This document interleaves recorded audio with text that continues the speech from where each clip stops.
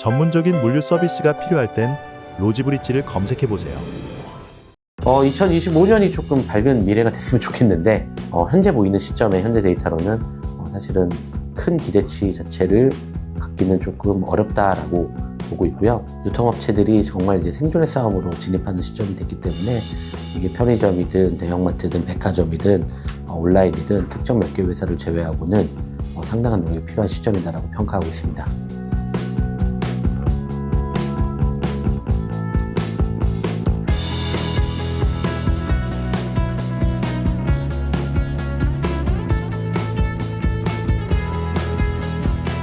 네, 안녕하세요. IBK투자증권의 남성현 연구원입니다. 2024년은 유통시장에서 상당히 좀 재미없었던 시장인 것 같습니다. 소비 경기 자체도 많이 위축이 됐고요. 소매 판매 자체가 지금 2개월 연속 하락을 하고 있는 구조인 것 같고요. 그 다음에 이제 올해 연초에 발생했던 UF하고 티몬 사태로 인해서 온라인 시장 자체도 하나의 큰 변화 자체가 맞이했고, 특히 하반기부터는 워낙에 경기 자체가 침체기로 접어들기 시작을 하면서 필수 소비재라고 하는 식품 부분을 제외한 비식품 부분에 대한 판매량 자체는 작년에도 안 좋았는데 올해도 계속 안 좋았던 흐름 자체가 나타난 걸로 조금 판단을 하고 있습니다. 그러다 보니까 코로나 이후에 가장 큰 수혜를 받았다라고 예상했던 백화점 채널 같은 경우에도 1, 2분기까지는 그나마 성장률이 나옴에도 불구하고 올라간 고정비 자체를 커버하지 못하면서 이익 증가 자체가 제한이 됐는데, 3분기부터는 사실은 명품 판매량도 상당히 부진했고, 거기다가 의류라든지 이런 FW 시즌에 판매돼야 될 의류 판매량 자체도 물론 계절성 영향도 있고 날씨 영향도 있지만 그럼에도 불구하고 판매량이 상당히 저조한 흐름 자체를 보여주고 있기 때문에 3분기에 이어서 4분기에도 전망치도 사실은 상당히 부정적이다라고 비춰질 수밖에 없는 구조고요. 그나마 대형마트 같은 경우에도 사실은 전체적으로 매출액 자체가 빠지고 있는 현상이 계속해서 목격이 되고 있습니다. 각 회사별로의 구조적 노력 자체가 어떻게 발현되느냐에 따라서 이익 방어는 돼서 회사들의 실적 자체가 올라오는 거지만, 그냥 업황으로만 놓고 보면 여전히 식품 부분도 높아진 고물가에 따른 소비시장 위축에 따른 영향 자체가 상당 부분 크게 작용을 하고 있다라고 보고 있습니다.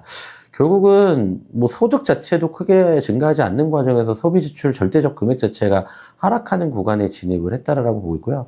지금 가장 좀 두려워할 수밖에 없는 점이, 지난해하고 올해 굳이 비교를 해보면 그나마 작년 하반기부터는 수출입 데이터 자체가 올라가기 시작하면서 특정 산업군에 대해서는 돈을 많이 버는 회사가 나타났었는데, 잘 아시는 반도체 부분이 돈을 많이 벌었죠. 근데 이것도 기저효과로 인해서 12월 달에 무역 수지 자체는 어떻게 될지도 모르겠다라는 시장의 추론까지 나오는 걸 보면 작년보다 올해 환경이 더 안 좋을 수밖에 없고, 내년 초까지는 사실은 상당히 개선될 거다라고 지금 생각하기는 사실은 어려운 구간에 진입했다라고 조금 보고 있습니다. 그러다 보니까 여러 가지 정치적 문제 이슈도 걸려 있지만 모든 전국 자체가 지금 약간 방향성을 못 찾고 있는 구조이기 때문에 지난해도 올해도 안 좋았지만 내년 상반기에도 개선될지 여부는 사실은 장담하기는 어렵고, 그나마 저희가 항상 이제 기대하는 거는 작년 하반기, 올해 하반기가 그렇게 안 좋았으니까 내년 하반기 되면 어느 정도 개선이 되지 않을까라는 막연한 기대감을 갖고 있는 거는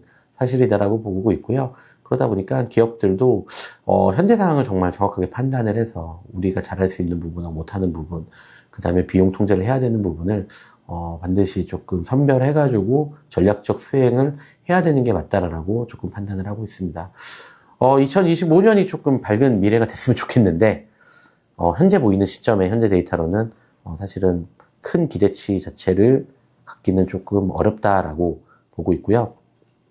유통업체들이 정말 이제 생존의 싸움으로 진입하는 시점이 됐기 때문에 이게 편의점이든 대형마트든 백화점이든 온라인이든 특정 몇 개 회사를 제외하고는 상당한 노력이 필요한 시점이다라고 평가하고 있습니다. 그 편의점 같은 경우는 사실은 지지난해 2023년에도 전체 산업성장률 자체는 역성장을 했고요.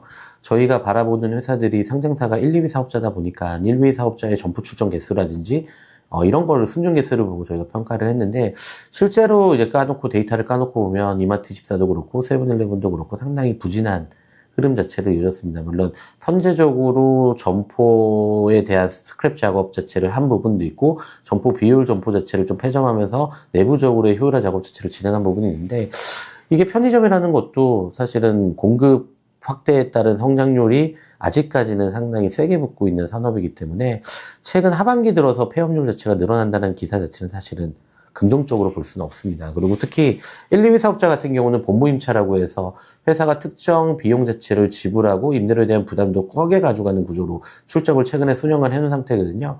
이 얘기는 뭐냐면 사실은 순수감의 형태보다는 버틸 수 있는 환경이 구조적으로 이제 환경이라기보다는 구조적으로 버틸 수 있는 펀더멘탈 자체가 있는 점포들이 출점을 했다라고 보시면 됩니다. 근데 편의점이라는 근본 사업 모델이 가맹 사업 모델이라는 점을 감안을 하면 앞서 말씀하셨던 그런 기사가 쏟아져 나온다라는 거는 결국은 편의점에 대한 신규 점포 출점에 따른 부분이 과연 향후에도 이어질 수 있을지 여부는 사실은 조금 고민해야 될 부분이다라고 보고 있고요.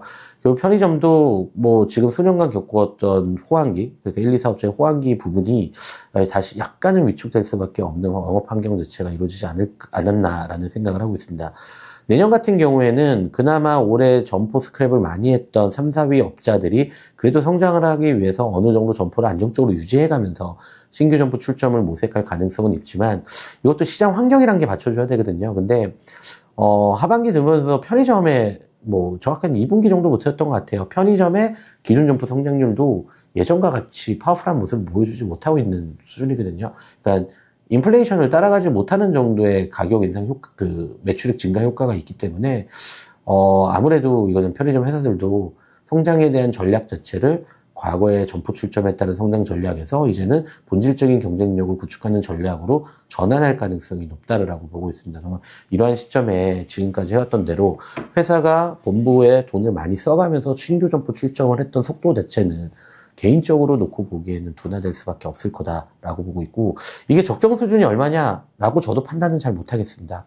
다만 3, 4위 업자가 그랬던 1, 2위 사업자는 어쨌든 위축되기 시작하면 전체 시장에서 미치는 영향은 저희가 지금까지 봤던 통계 자료보다는 조금 더 파워풀하거든요. 1, 2위 사업자다 보니까 그 부분에서 좀 부진할 거다 할 수도 있다.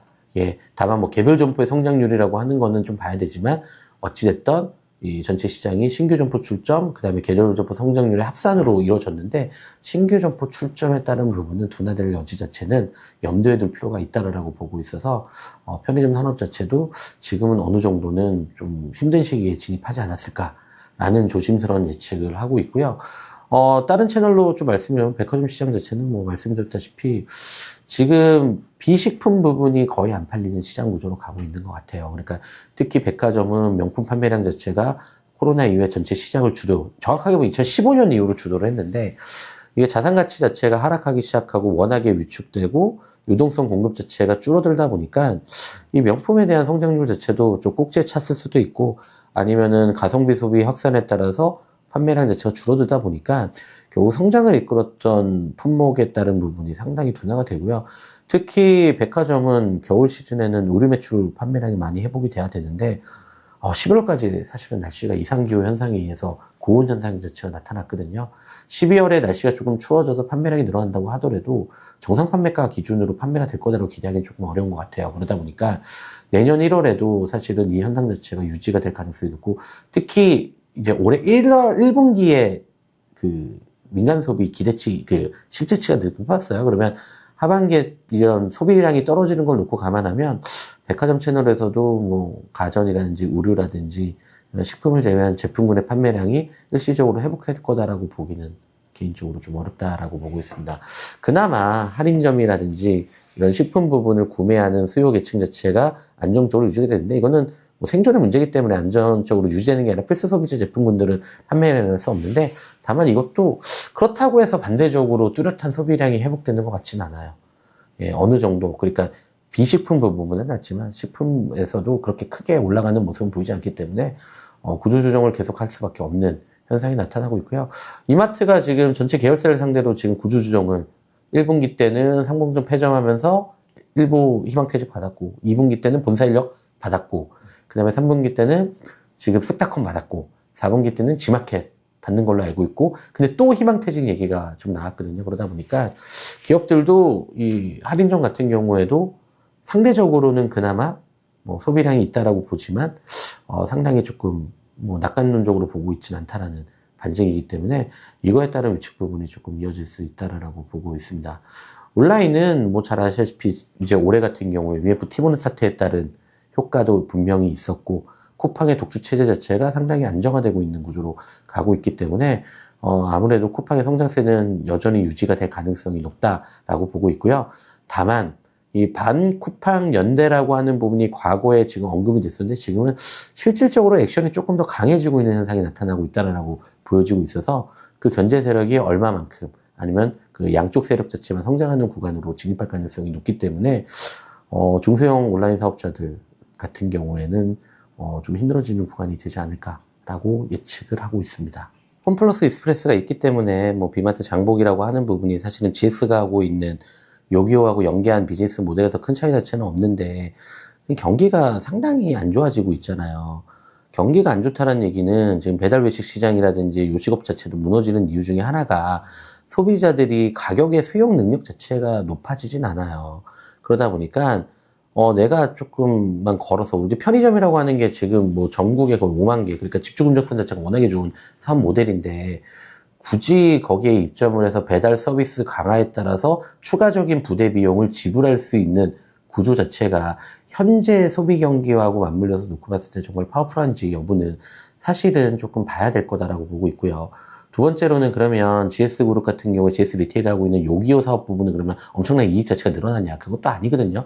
정확하게는 GS 슈퍼마켓의 매출액이 점포장 면적이 오프라인 중심에서 온라인까지 확장되다 보니까 매출이 좀 늘어나는 구간이 나타나면서 여기에 효율성이 조금 더 더해지는 구조로 가요. 근데 이거는 아시다시피 같은 사업 부분 내에서, 그러니까 같은 회사의 사업 부분이 이관돼 있는 부분에서 시너지가 나는 거고, 뭐 배미마트라든지 홈플러스 같은 경우는 사실 이해상충 관계자잖아요. 뭐 자기네들이 다른 형태가 되다 보니까 그 정도의 시너지를 낼 수 있을 거라는 여부는 사실은 조금 저는 캐스천마크입니다. 그러니까 경기가 안 좋아지고 내 소득 여력이 떨어지는 구간에서 내가 조금 더 편안한 서비스를 받기 위해서 소비 지출 금액이 늘어날 수 있다라고 생각하는 것 자체가 국내 현재 경기 상황하고 맞지 않다라고 보고 있고요.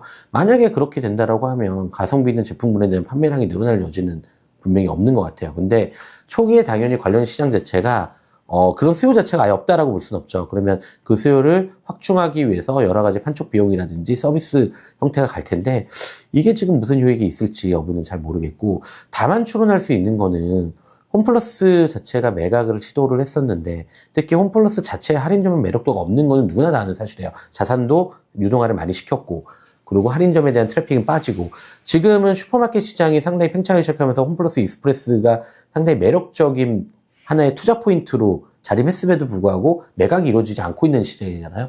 그러면 여기서 점포당 매출액, 그러니까 잘 나가는 사업을 조금 더 점포당 매출을 늘려서 매각 작업을 하는 과정에서의 여러 가지 시너지를 공색하는 과정에서 했다라고 보고 있고, 배민 같은 경우는 여러 가지 사회적 질타도 받고 있고 쿠팡이츠의 경쟁 체제에 상당히 위협적인 요소를 느끼고 있다 보니까 결국 쿠팡이츠가 하지 않는 이제 라이더 라스트 마일 서비스 자체를 추가적으로 구축하기 위해서 사실은 조금 더 의미 있는 형태의 전략을 취했다라고 볼 수 있죠. 근데 그게 돈이 될까는 사실은 저는 좀 퀘스천 마크인 것 같아요. 그러다 보니까 궁극적으로 놓고 봤을 때 이게 편의점하고의 경쟁 체제라고 보기보다는 오히려 어찌 보면은 전체 시장에서의 각 회사만이 갖고 있는 뭐 특수성이 반영된 결과이고, 사실 이게 큰 범주로 놓고 보면 결국 온라인 시장에서의 배송 서비스 자체의 커버리지 영역이 좀 다른 부분에서의 세분화된 전략이라고 보고 있거든요.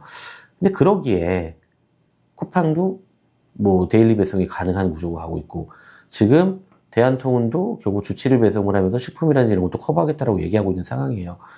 과연 그런 비효율적인, 또 소비자한테 전가해야만 수익 구조가 살아나는 구조가 가능할지 여부는 사실은 잘 모르겠습니다. 그리고 제가 농담으로 맨날 말씀을 드리는데 먹고 살기 힘든데 그거를 배송받아가지고 2,000원, 3,000원, 그러니까 물품 구매비에 한 10% 정도 되는 금액을 지불하려는 소비자들이 지금 과연 많을까? 예, 있을 수도 없다는 얘기는 아니지만 합리적 소비를 점점 추구하는 과정에서 그 비즈니스 모델은 본질적인 부분을 조금 바꿔야 될 필요성이 있다라고 개인적으로는 생각을 하고 있고 고민이 되는 부분입니다.